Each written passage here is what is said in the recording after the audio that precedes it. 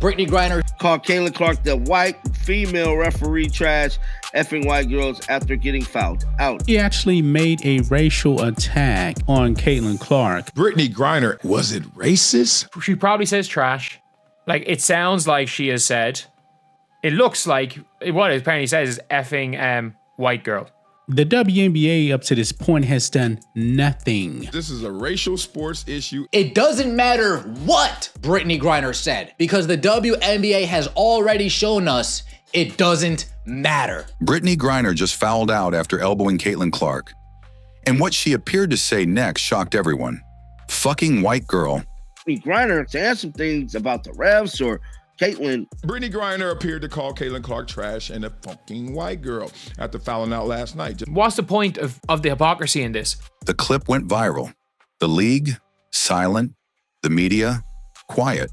Some people are saying Brittney Griner here said trash, fucking white girl. Some people say she said trash, fucking wild.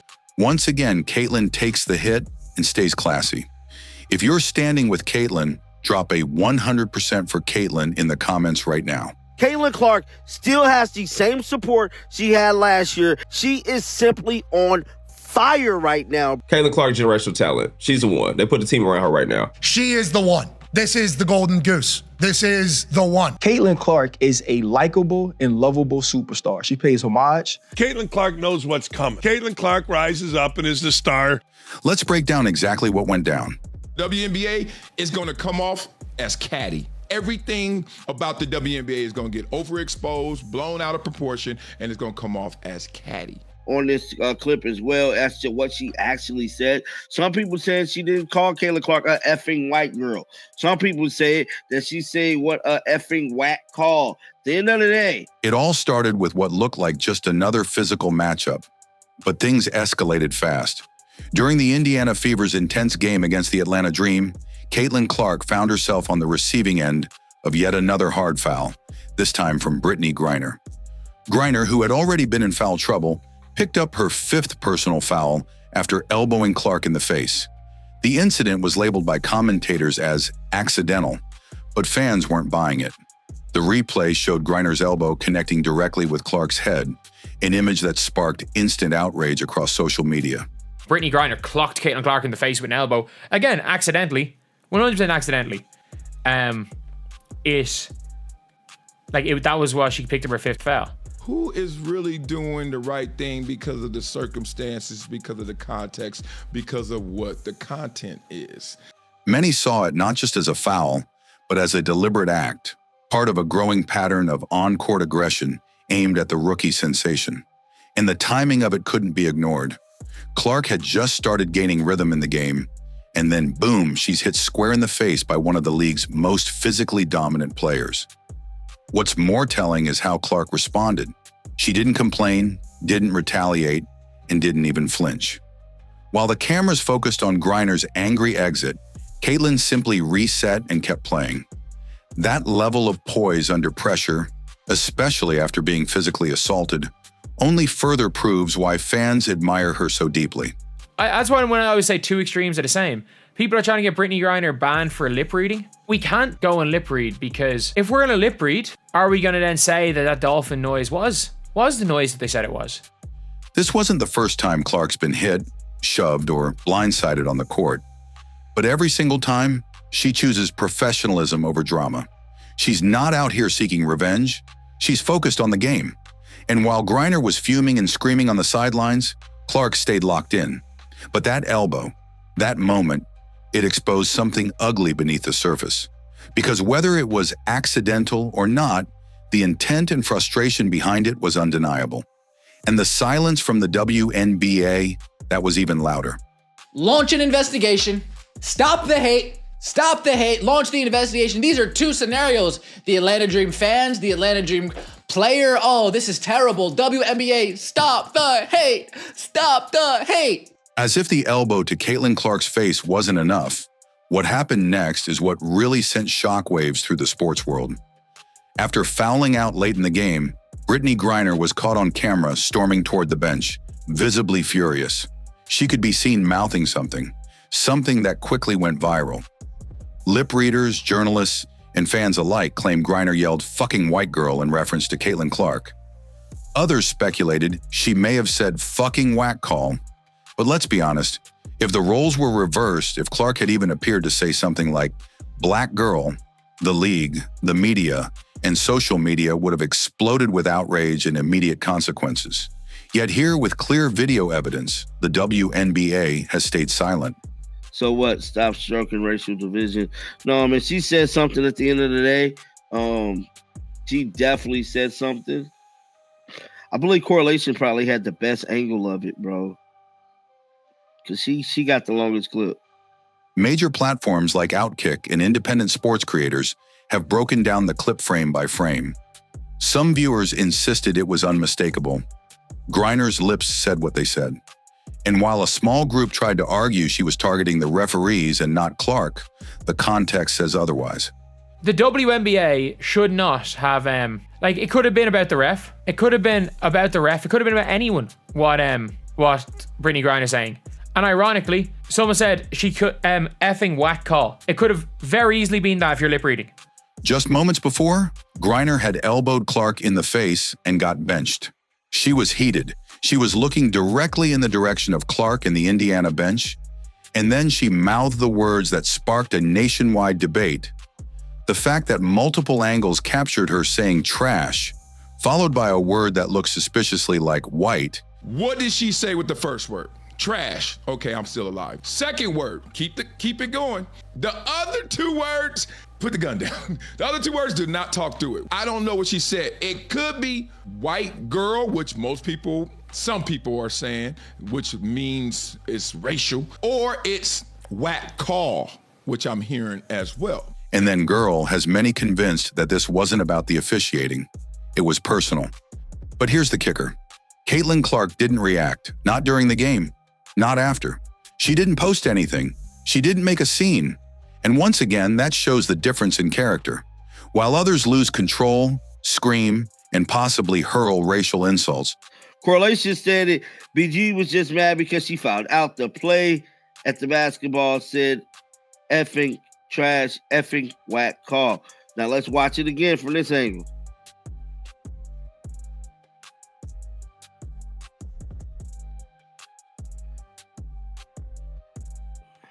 Clark keeps her cool. That's what champions do. Still, the double standard is glaring. Earlier this season, the WNBA launched a full-blown investigation into Indiana Fever fans over alleged racial noises, without any confirmed evidence. Just a few tweets and a narrative, and the league was all in, issuing public statements and conducting inquiries. Yet now, when a high-profile player like Brittney Griner is accused of using a racial slur on camera, the league acts like nothing happened. This raises a troubling question for many fans. WNBA should not investigate this, just like the WNBA should not have investigated the damn dolphin noise. Why is there such a clear imbalance in how incidents are handled based on who is involved? Why is Caitlin Clark constantly expected to take the hits, literal and verbal, without the league stepping in to protect her the way they've protected others? The racial insult, if true, is disgusting and unacceptable, especially from a veteran like Griner, who represents the league on an international level. And even if there's doubt about what exactly was said, the fact that it has ignited such strong reactions across the basketball world proves that this moment cannot just be swept under the rug. It deserves attention. It deserves accountability. The reality is that is all it is. We can believe what we want to believe. It has not been proven that she said it. It's not been proven that she didn't say it. How is it that the same people clowning the WNBA for opening an investigation on Twitter rumors, like going out and trying to get the WNBA to investigate somebody based on Twitter BS? And most of all, it proves that Caitlin Clark is not just battling defenders on the court. She's battling a broken system off it. What this entire situation has made painfully clear is that the WNBA isn't just dealing with a problem on the court, it's battling a credibility crisis off it. The way the league and media have responded, or rather, failed to respond, to the Brittney Griner and Caitlin Clark controversy has exposed a glaring double standard that's hard to ignore. We have the sham investigation into Indiana Fever fans that everybody clowned We have the lopsided officiating all season long that everybody clowned. And now we have this Brittney Griner situation. And to be honest with you folks, it doesn't matter what Brittney Griner said. Let's rewind for a second. Just a few weeks ago, the league made national headlines by launching a full investigation into Indiana Fever fans after unconfirmed allegations surfaced online, accusing them of making monkey noises during a game against the Chicago Sky. There was no video proof, no audio, and no reliable witness testimony. And yet, the WNBA acted swiftly, issuing public statements, addressing the media, and sparking nationwide discussions about racism in sports arenas. Now, fast forward to this week, Brittney Griner elbows Caitlin Clark in the face, then is caught on video possibly calling her a fucking white girl. And what happens? Crickets. No press release, no investigation, no comment. The same media outlets that jumped at the chance to shame Indiana fans have suddenly lost their voices. In the context of the WNBA, the virtue signaling activist league it doesn't matter what she said, because they've told us if one person gets offended out of 1 million, then that's enough to launch an investigation. The league that claims to be leading the charge on equality and inclusion is now looking the other way. And that's the exact type of hypocrisy that is fueling backlash among fans. The message being sent is loud and clear. If you're a rookie, a white player, or someone who refuses to play the political game, like Caitlin Clark, you're on your own. The truth is, the WNBA has positioned itself as more than just a sports league. It's tried to be a political movement, a social justice platform, and an advocacy brand all wrapped in one. And while those intentions may seem noble, it has come at a cost. Instead of focusing on fairness, competition, and talent, the league has become bogged down in virtue signaling, selective enforcement, and favoritism. They'll jump into action to protect certain players when it fits the narrative. But when it comes to Caitlin Clark, the player responsible for skyrocketing ratings, selling out arenas, and bringing more attention to women's basketball than anyone in decades. What we're doing with women's sports right now is unfair to women's sports. There's a cold shoulder. Even worse, some media figures and influencers have started twisting the narrative, as if Clark deserves the hate and fouls she's getting. They say things like, she needs to earn her stripes, or she should expect this as a rookie. But let's be honest, no rookie in any professional sport has ever been this aggressively targeted, both physically and verbally, while also carrying an entire league's visibility on her back. Caitlin Clark has taken hits from players, been elbowed in the face, shoved, disrespected, and now potentially racially insulted. BG, right now you have 10 points, 5 rebounds. We see the Atlanta Dream as being very... Right now she's talking to the refs about holding.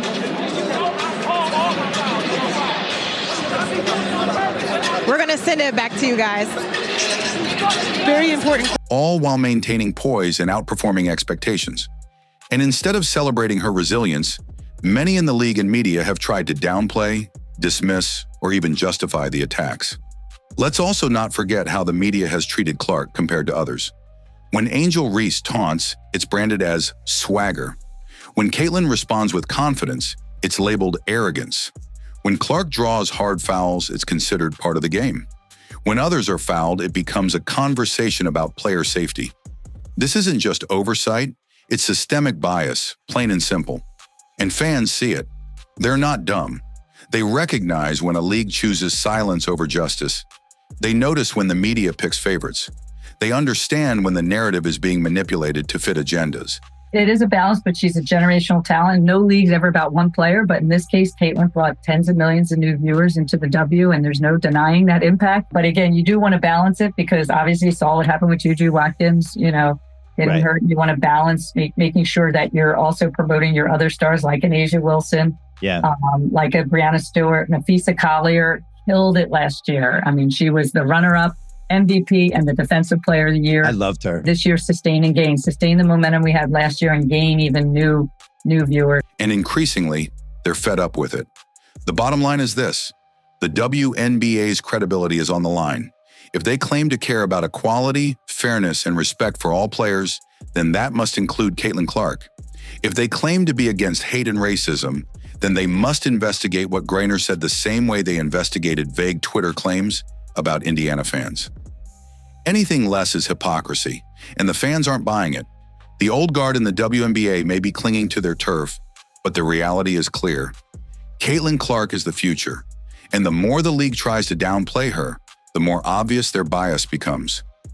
The moment the WNBA decides to protect all its players, not just its favorites, is the moment this league will truly start to grow.